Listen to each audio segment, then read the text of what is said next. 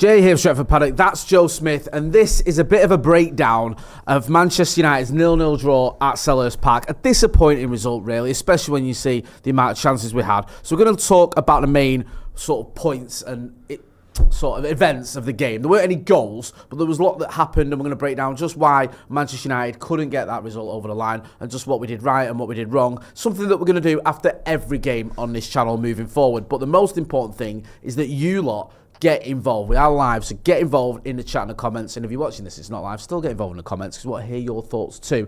Joseph, annoying that we drew that game. Massively annoying. I don't think it's meltdown tackle. It's a bit one of those where you look at it and you can go, okay, you know, if this had just gone our way or if that chance had been taken, then it would have been a very good result. And you're going to go through it for us. So where do you want to start? Because one thing I will say as well, we're going to hear from, we've got a clip from Erik ten Hag's press conference in a bit as well. Yeah. So we're going to hear from the manager himself. But before we get into that, make sure you are hitting the like button. Let's talk about some of the facts and figures from that match. Yeah, there's loads went on. It's a big game for that for United because obviously on one hand it was a game where we didn't win. Yeah. So that's going to be the lasting memory is 2 points drop. But I think there's a chance that we look back on that game, and if we can keep performing like that week in, week out, we could even say that was really the first time we properly controlled a game this season under Ten Hag, or maybe even in the last 12 months under Ten Hag. Like, I don't remember many performances last season where we were as dominant as we were in this game, especially the first sort of 70 minutes. United, you look at all the top stats: shots, passes, chances created, passes in the attacking third. Pretty much everything here, look. United are dominating all of these metrics. Chances created, Eriksen with 3, Dalot 2, Ahmad 2, Bruno 2, Joshua Zirkzee 2. There's barely any Palace players on these lists. And obviously the stats and number of passes aren't everything. Martinez making 96 passes doesn't mean you're the better team. But United comfortably were the better team. Yeah. United made more chances. They held the ball better against a team that, I know they've not been amazing this season, but they're a decent side, Crystal Palace, and a side that we've really struggled against in recent seasons. So I think the fact that we did dominate this game is a really positive sign. And the result, obviously, on one hand, is the only thing that matters, but it's not the only thing that matters. Because if we play like that every week, we're going to win a lot more games than we lose. And if we play how we did last season every week and every year, we were almost lucky to finish 8th last year. No, I agree with that. The difference is massive, and I think we have to remember that. And we have to consider that when we sort of analyse exactly what happened. I think a big thing was how United created chances in this game, and I want to have a little look at one of the big chances that we had. It was a double chance, that one where Garnacho and then Bruno both hit the crossbar within about sort of 3 seconds of each other, and we can see here it starts. Obviously, it started before this, but the crucial moment here is this ball through, and it's crucial for a multitude of reasons. One of them is where the ball is coming from and who's making it, because one thing that we saw today to great effect was Diogo Dalot playing as a sort of inside kind of fullback, basically. Yeah. Before the game, we all looked at that midfield. Eriksen, has he got the legs? I'm not sure. He's a little bit past it. Kobbie Mainoo, good player, obviously, but can't do it all himself. Bruno's going to be forward trying to create chances. And I think that's Bruno. If you look back, I think that's Bruno there. It looks like Bruno, doesn't it? I think it is. So he's sort of out of the picture in terms of creating in the middle of the pitch. But you've got Diogo Dalot there, who kind of made up for Eriksen's legs, especially in the first half. We haven't seen this happen a lot. We haven't seen this sort of inverted fullback thing going on with such great effect. And you've got Dalot there playing as a sort of creative midfielder, and he's the one playing the ball, which is the first thing that needs mentioning, because that is different to last season. We didn't see that very much, certainly not to any real effect. Obviously, the ball through then itself is absolutely brilliant, cutting through a couple of Crystal Palace players. And obviously from this point, it doesn't show, you can't really see it in the screenshot, obviously, just because of the way it is. But the ball was bobbling a little bit and bouncing. So it was a difficult strike for Garnacho to take. Obviously, he does hit it well and then comes off the crossbar, goes over to Bruno Fernandes, who now is following up from that right-hand position that we circled him in before. And his shot, McCullough mentioned it in the watch-along, look how close it is to him, and it's already hit the ground. That's the problem here, isn't it? He's hit the ball straight into the ground immediately. Yeah. When really, if the ball hits the ground somewhere around here, it bounces and goes in. Where he's got so long to loop and get onto the crossbar, obviously by that point, the chance is essentially done, and we see there the ball hits the crossbar and goes over. But I think there's a few different things to look at. Obviously, one of them is Dallow's involvement, which I think is crucial. Another one is the way that Joshua Zirkzee is making and helping with that space here, because you look at the chance he's got, or the shape, of Joshua Zirkzee and the gap here, which is what Dallow's exploiting. Yeah. Zirkzee's helping do that by being sort of holding his run and occupying this centre back here. I just think it's a really well worked chance. And that gap between full-back and centre-back is one that top teams exploit all the time. Stretch men wide, and then you push the ball through the gap when you've got it. And I just think that it's a really well-created couple of chances from United. And really, we should have scored, shouldn't we? Yeah. That's the crucial thing. United should have got a goal from that. So I think that crucially, like I said, Dallow playing a slightly different role, Zirkzee holding his shape really well, Garnacho with a great run in behind. But we're seeing things there that we didn't really see last season. And I think that's positive, personally. Yeah, I do. I agree with that. And I think, we were saying the other day about Marcus Rashford, for example, that you'd worry if he wasn't getting chances, or you'd worry about Joshua Zirkzee if he wasn't getting chances, and they were. And I think it might have been about Zirkzee. Sorry, not Marcus. And then it's the same today. You'd worry if we weren't creating chances against Crystal Palace, but we did. And on another day, we could have had some of those chances converted. I think that's the sort of sentiment that's been echoed in the chat. I'm going to get into some of the chat. Sweaty Legend says, brilliant first half, got tired near the end. Eriksen excellent when we dominate possession. He's easily exposed when we have to defend. Sweaty Legend says, I'm not all mad at the performance, frustrated that we didn't finish one of our many clear chances. Could have been an easy win. Also, as well, Bruno has had a little bit of stick today. Liam Clark says Bruno had an absolute shocker. His passing stats are worse than Onana's. His shooting was terrible. His weighted pass woeful, and he got more wild as the game went on. Miles says, we lost twice to Palace last season. This is an improvement. It's frustrating and it stings a bit, but we are undoubtedly progressing. And Ute Hube says, Palace got away with it. And then Hamish Morrison said, you said it best, Jay, at the end of the day, Erik ten Hag needs points on the board. He does. I'm not overly concerned about today. My only worry, and I said this on the post-match review, was that Erik ten Hag needs to get wins under his belt just so we can alleviate some pressure. Now, I think he will, but those wins need to happen sooner rather than later. He's been fighting back a little bit as well in his press conference. Yes. Talking about, I think Jamie Redknapp was criticising or trying to make an argument potentially between him and Rashford. I think on the pre-match presser, Erik ten Hag had spoken about last season. Marcus Rashford obviously had some distractions and stuff, sort of alluding, I think, to the issue with Belfast. And I don't think he was being overly harsh on Marcus. I think he was just saying, look, last season wasn't great in terms of what was going on off the field or whatever. This season, more focused, much better or whatever. So Jamie Redknapp was sort of saying, in the pre-match build-up, was that the reason Marcus Rashford's been dropped? There's an issue there, but Erik ten Hag pushed back on that, and I think we've got a clip here if we can show it. Already there's speculation and some pundits, and that's crazy. Then I would almost say you are, as person, you are not okay when you bring such speculation if you don't know what's on. This is just rotation, and we have many games to cover, and we have more than 11 players, but we have to give all the players, if they perform, we will give them the chances. And finally, we will find out, of course, the players who perform better will play more. But this has nothing to do. I'm very happy with Marcus, with everything, with his defending part, with his offensive. He scores in this moment. So, he performs very good. And so nothing to do with it that he was on the bench, just rotation. So Erik ten Hag sort of pouring water over that potential fight before he even gets going there, talking about speculation and just saying it's nonsense. There isn't an issue with him and Marcus Rashford. And let's face facts, unless you're Jamie Redknapp, you can see there wasn't a problem there. It's not dropped him because they fell out. He played the other day against Barnsley, he played last week against Southampton and started those games. It's rotation, and I think we all know that, and we might not have agreed with it. Might have thought Marcus should have started, and I think that's what we were saying before the game, but I didn't think there was anything sinister to that, and it was good to see the managers pushing back on Jamie Redknapp's drivel. It's just stupid. It is, though. We talked about it in the review before, everything has to be a fight or an argument. If someone doesn't play, it's because there's a disaster. If someone scores, they're world class. Like, everything has to be instant, immediate, and completely polarised. You think it's obvious that they haven't fallen out. Like, he played him 4 days ago.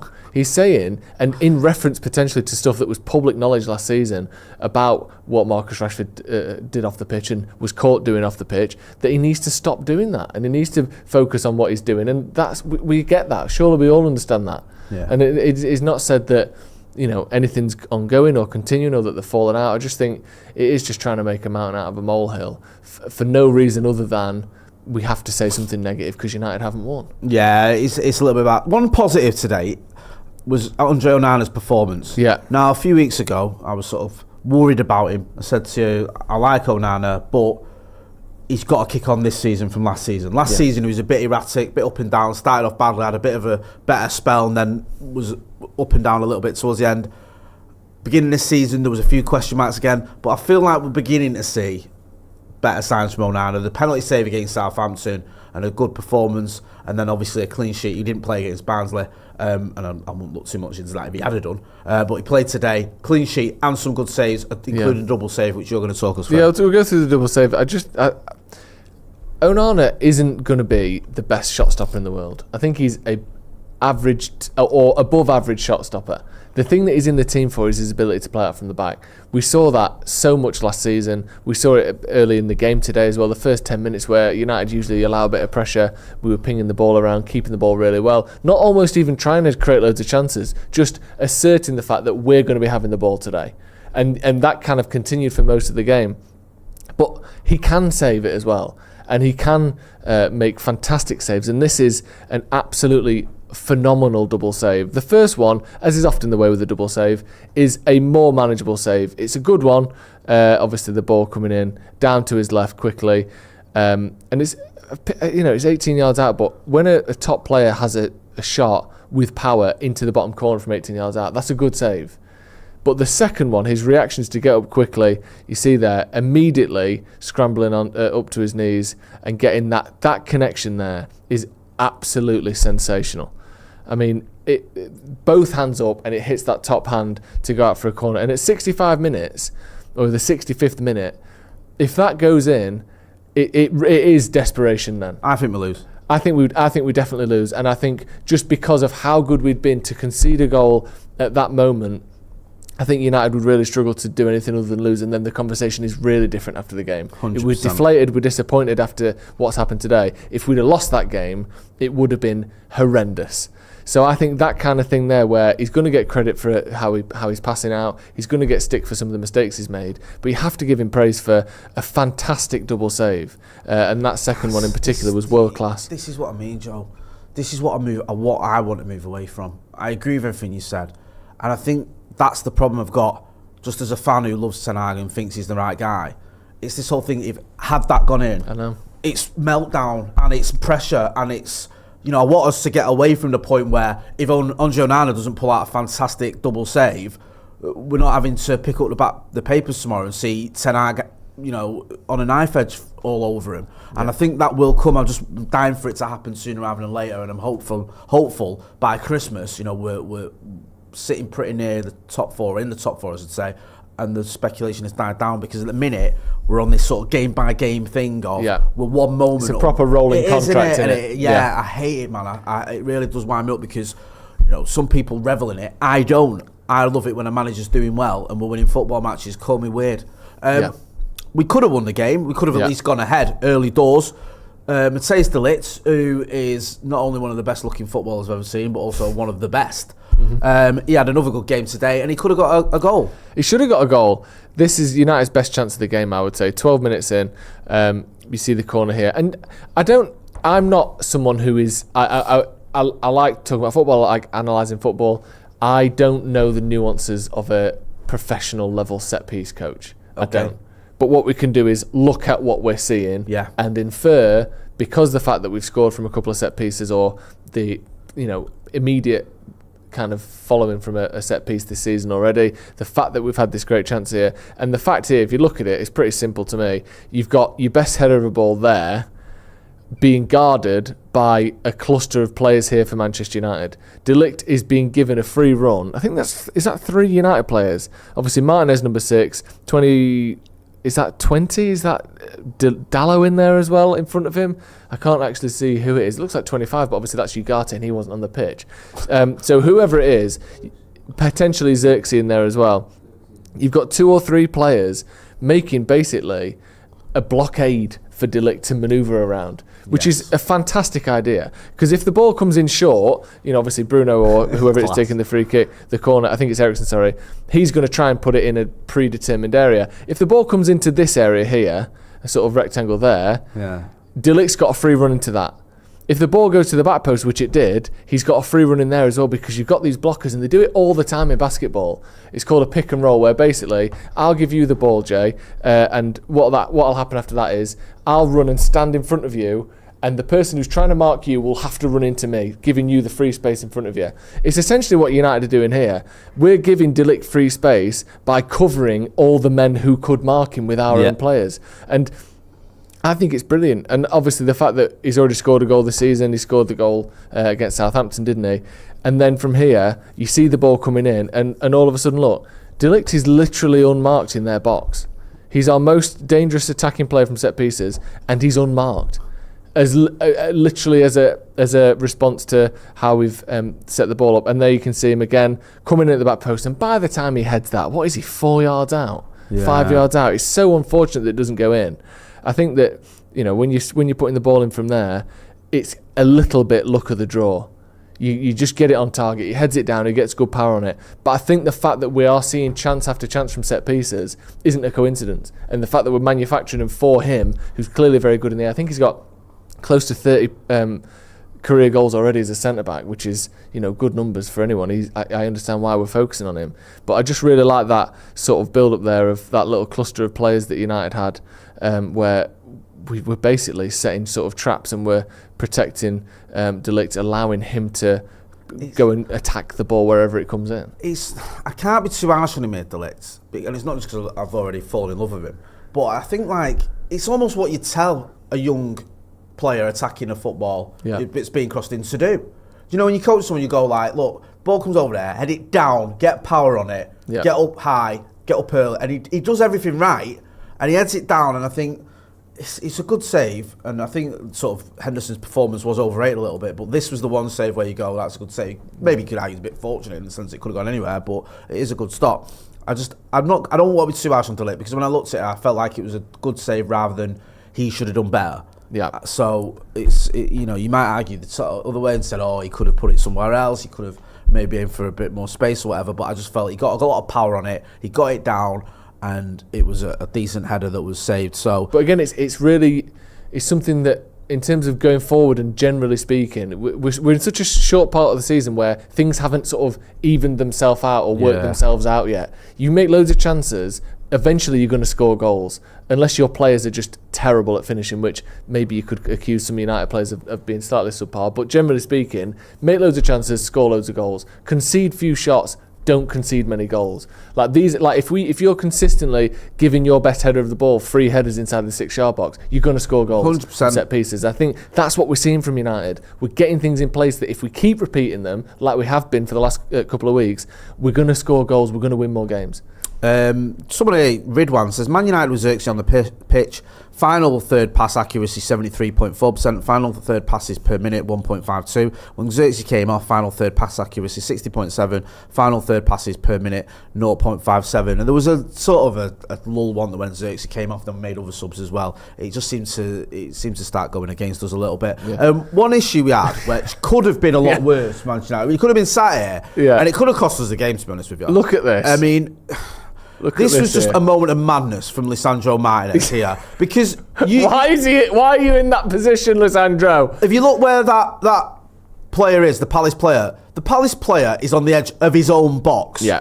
And even if he wasn't, there's no excuse for doing what Martinez is doing. Why has he done that? He's going nowhere. It's you could literally just leave him and it wouldn't matter that much, to be honest with you. Just run back in position, and instead you've gone 2-footed. Thankfully, you've not hit him. I mean, that's the crucial shot there, isn't it? If you'd have hit him, you're off. Yeah. And also, So the Palace player's credit here, he's not made anything of it, I don't think. No, I think if he throws himself on the floor, he probably buys a red card there. Yeah. Because the ref probably just sees that and go. And then I don't even think VAR would have overturned it because he just gone, it was an insane thing he did. Really dangerous.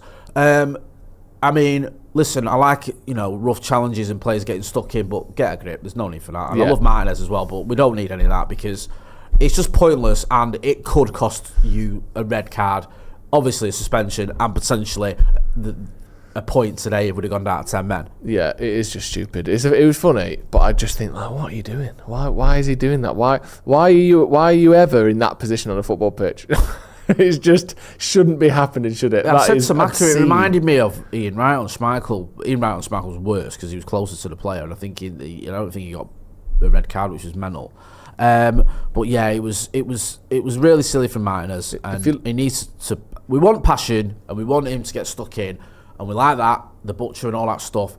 But you're an experienced player. You've won a World Cup. You've won titles at Ajax. You've been around. He's 26, I think, or 25. Sorry. Yeah. I think he's not a kid. Like, you don't do that. Like anyone does. Me and you know that. So like, just come on, man. Show your passion, get stuck in, but don't be jumping in 2-footed on the edge of the opponent's box and potentially costing yourself a red card. Some people have gone up quite harsh on Martinez, I feel like.